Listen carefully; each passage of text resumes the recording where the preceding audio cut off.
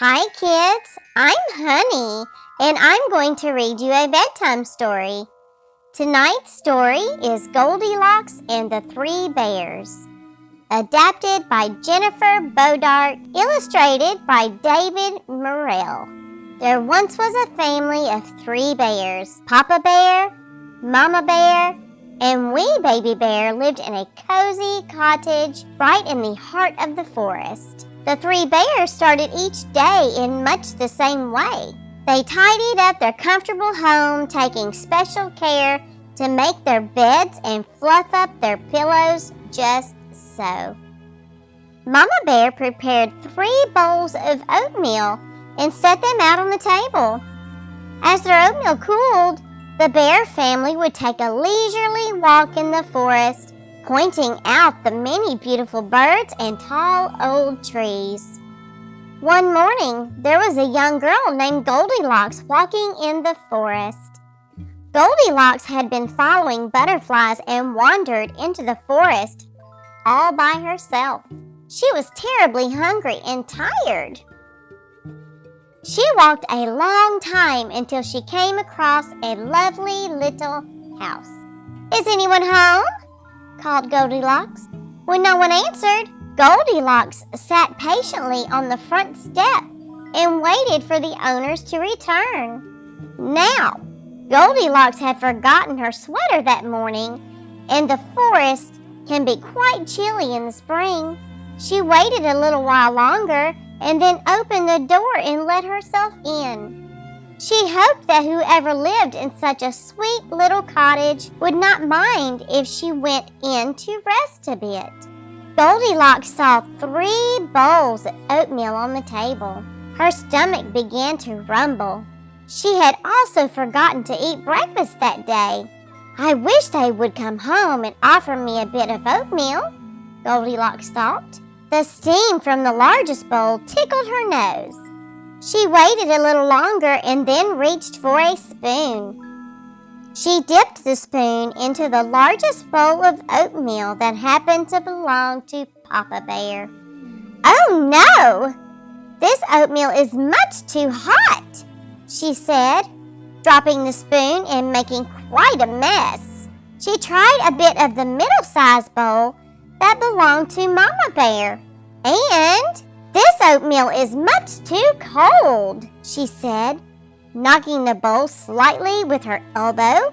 She took a small taste from the smallest bowl that was set out for Baby Bear. "This is the most perfect oatmeal ever," she said, and she licked the bowl clean.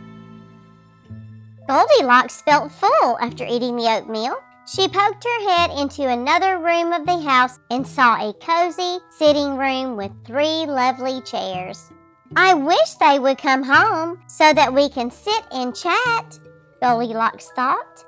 "Perhaps I will wait here in one of these nice chairs and thank them for breakfast." Goldilocks decided to sit in the big chair that belonged to Papa Bear. "Oh no! This chair is much too hard," she said. "It's so hard, my back aches." She took a seat in the nice middle-sized chair where Mama Bear enjoyed sitting. "This chair is much too soft," Goldilocks said. She removed the pillows of the chair, but still, it was not right. Goldilocks moved on to the last chair in the sitting room. It was a wee tiny rocking chair where Baby Bear loved to rock back and forth, dangling his feet. "This is the most perfect chair," Goldilocks laughed. She too dangled her feet and leaned far back in the small chair. As she rocked back and forth, Goldilocks sang to herself. All the rocking and singing made her quite sleepy. "I wish they would come home and invite me to take a little nap before helping me find my way home," Goldilocks thought, lifting herself out of Baby Bear's chair. Goldilocks tried to squeeze out of the small chair, but it seemed she was stuck. She tried to stand up again, which she did. but the chair broke into pieces beneath her. "Oh my," said Goldilocks. "I have broken the chair. I must wait here for them to come home so that I can tell them how sorry I am." But there was no place left for Goldilocks to sit. She wandered through the cozy cottage and came across a lovely room with 3 beds in a row. "I will lay here for a moment," she thought. Goldilocks laid on the largest bed. This is the bed where Papa Bear often dreamt of family picnics and great jars of honey. "Oh no! This bed is much too hard," Goldilocks said. She fluffed the pillow just so and tried again. Still, the bed was much too hard. Goldilocks tried the middle-sized bed where Mama Bear liked to rest all winter. "This bed is too soft," Goldilocks said. She pulled off the pillows and tried the bed again, but it still was not right. There was only one more bed. Goldilocks lay down in the bed where Baby Bear napped each afternoon. "What a perfect little bed," said Goldilocks. "I hope that whoever sleeps in this bed will wake me when they get home and ask me to play." Within moments, Goldilocks was dreaming of candy and adventures in the forest. She slept so soundly, she did not hear the Bear family come home from their walk. Papa Bear, Mama Bear, and Baby Bear were ready for their breakfast. When they got to the kitchen, they could not believe their eyes. Papa looked at his big bowl of oatmeal. His spoon was dirty, and there was quite a mess around his bowl. "Someone has been eating my oatmeal," said Papa Bear in his loud, rumbly voice. Mama Bear looked at her middle-sized bowl of oatmeal. Her spoon was dirty too. Her bowl had been bumped, and some of the oatmeal had spilled. "Someone has been eating my oatmeal as well," said Mama Bear. "And that someone has left quite a mess." Papa and Mama Bear stood scratching their heads. "Who could have done such a thing?"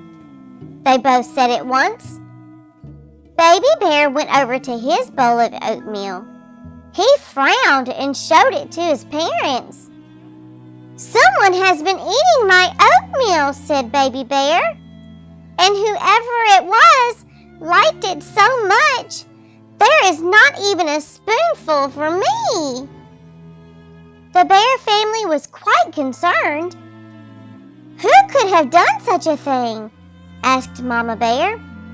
"I think I need to sit down a minute." The Bear family walked into their lovely sitting room. Again, they were surprised. Papa Bear stood over his chair. "Someone has been sitting in my chair, I think," Papa Bear said in his loud voice. Mama Bear picked up the pillow that had been pulled from the seat. "Someone has been sitting in my chair as well. Look what a mess they have made," she gasped.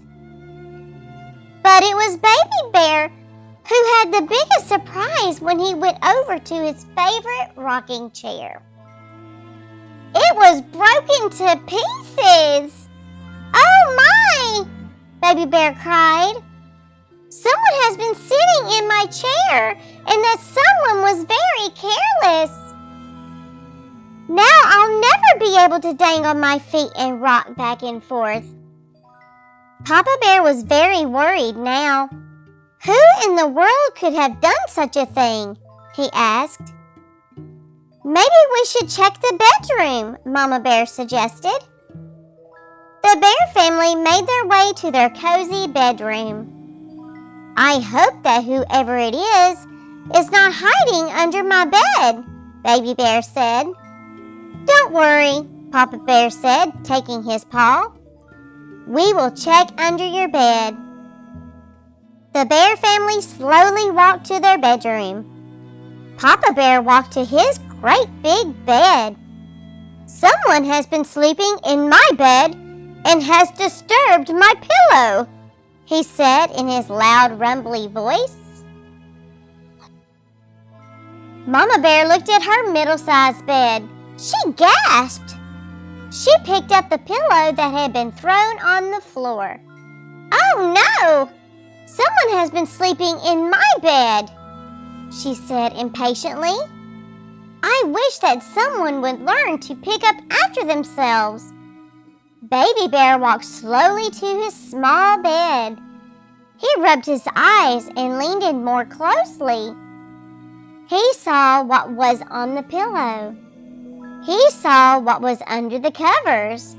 Frightened, he touched her gently to see if she was real. He ran back to his parents. "Someone has been sleeping in my bed," said Baby Bear in his wee, quiet voice. "And that someone is sleeping there still." Until then, Goldilocks had been dreaming. Somewhere in the distance, she could hear strange voices. One voice rumbled like thunder. Another voice sounded like rain. The third voice was so soft, she felt as if it touched her. And it did! Without opening her eyes, Goldilocks made another wish. "I wish that whoever's bed I'm in is sweet and kind," Goldilocks thought, and slowly opened her eyes. She looked into 3 brown, hairy faces with 3 shiny black noses. Screaming, she leaped from the bed. "Who are you?"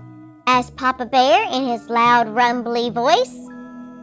Goldilocks had jumped right out the window, and by the time the bear family leaned out for a look, Goldilocks was gone. She ran straight through the forest and home. The bear family would never know who she was or why she had come. Baby Bear sometimes wished she would come back and play, even if that meant sharing his oatmeal. The end. Join me again tomorrow night for another adventure. Good night.